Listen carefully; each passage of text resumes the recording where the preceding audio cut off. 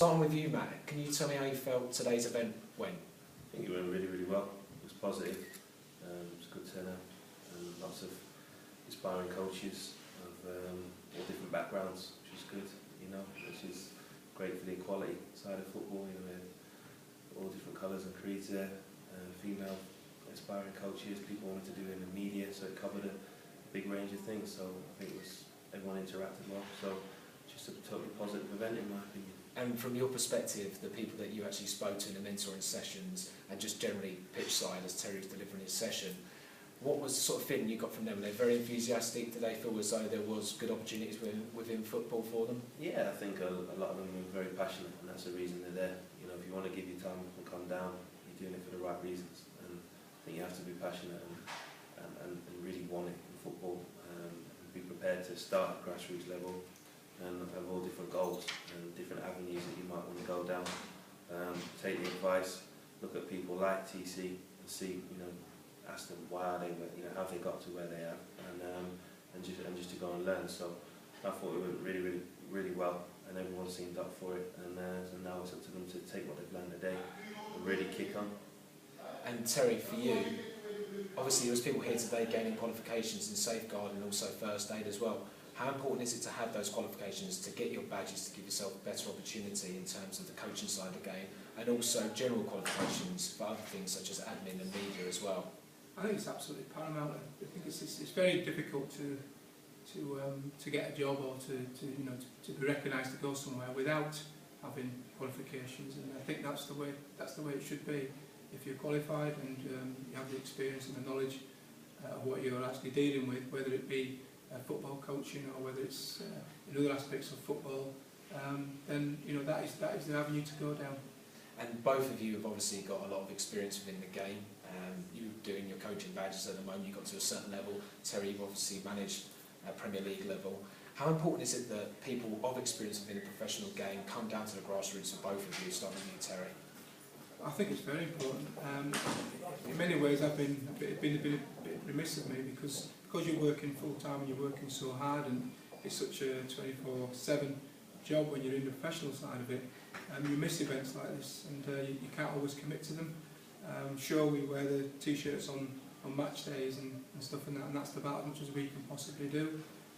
But to come to an event today and be able to take part in it was a really good experience for me today.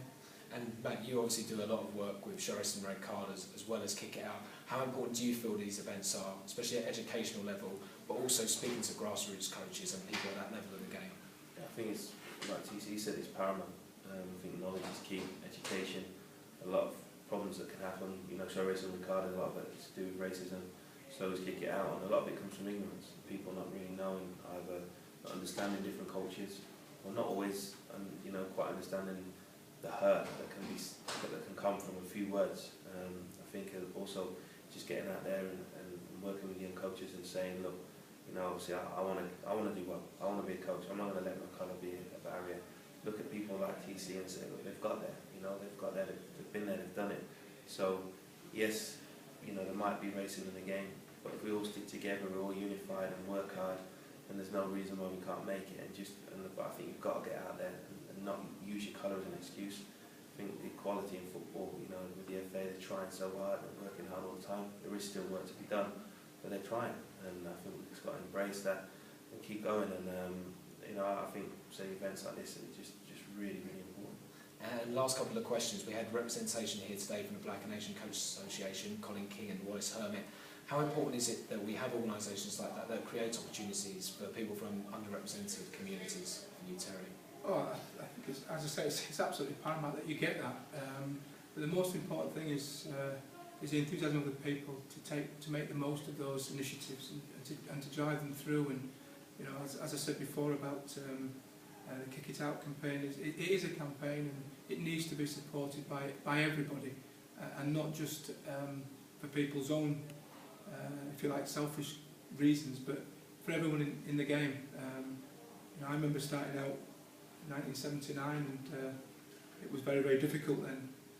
But I wanted to play the game of football, and I think over the years we've managed to push back and push out of the way so many barriers that we've got to a point now where we we have got some strength, and we need the Kick It Out campaign to have that support and that strength from the players, from staff, from everyone involved, and to do it for the right reasons, which is to rid football and society of racism.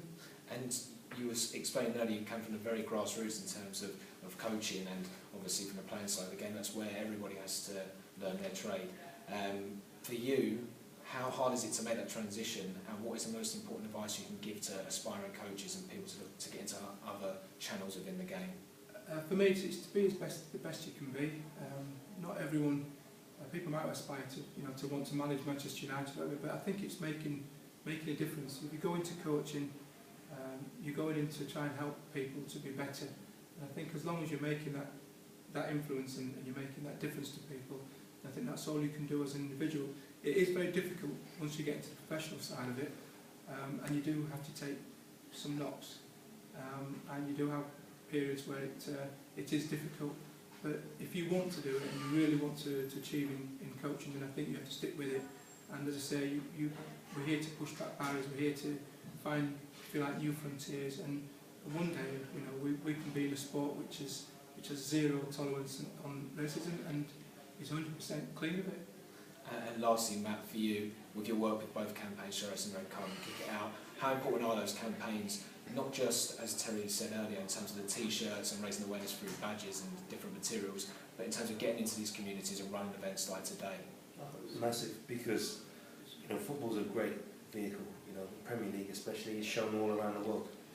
These players are so revered by everyone. So if you're a young kid and you've got Manchester United player or any Premier League player walking in and telling you racism is wrong and explaining about it, then it has a massive impact. But I think people do wear the T-shirts, maybe hold up the cards on the team photo. But the players also really do need to go to the events, give their time. We can all do that bit more, and if collectively as a group, we've got to stick together. The work it's been massive improvements. GC said in 1979 how much the game's improved by. That now black players are commonplace. And racism, it still is a problem, but it's nowhere near the problem it was. So we've got this momentum at the moment. Use that momentum, keep pushing on, but the players have to back it. We all have to be unified. All these breakaway groups, for me, no. We all need to stick together, no matter what colour, creed, and go there, do it. And then I think as well, people are saying that black culture is underrepresented. Or I think TC's generation flew the flag for players. TC and you've got Chris Powell's, Keith Curls, a few black coaches out there. But I think, especially my generation now, we've got to go on and keep that work going. And then I think hopefully, maybe not in my lifetime, but one day, racism will be a thing of the past. That's brilliant. Thank you very much, Justin.